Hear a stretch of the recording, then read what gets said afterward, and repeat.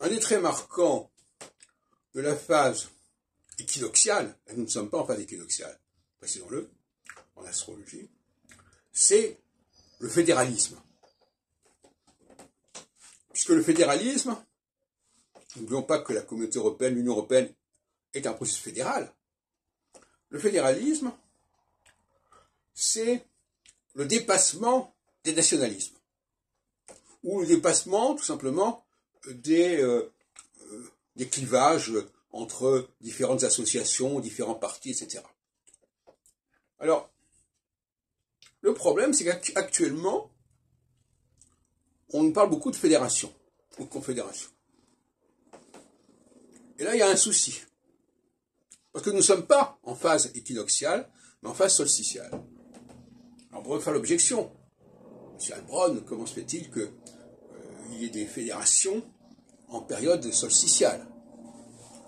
Eh bien, moi, je répondrais que la période solsticiale a comme pour particularité de faire revivre le passé. Et si le passé est marqué par un processus fédéral, eh bien, il est possible que la phase solsticiale considérée le soit également. Et donc, ça crée de la confusion, tout ça. Donc, il y a une rhétorique, ça peut rester au niveau rhétorique, une rhétorique fédérale, mais qui n'est qu'une apparence, qui n'est qu'une façade, d'une certaine manière. Parce que nous ne sommes pas en phase authentiquement fédérale. Donc, c'est simplement un rappel, une réminiscence d'une époque dont on se souvient, mais qui n'est pas forcément en phase avec ce que nous vivons actuellement dans la réalité et dans les potentialités. Alors ça vient compliquer évidemment l'analyse astrologique. Puisque des discours décalés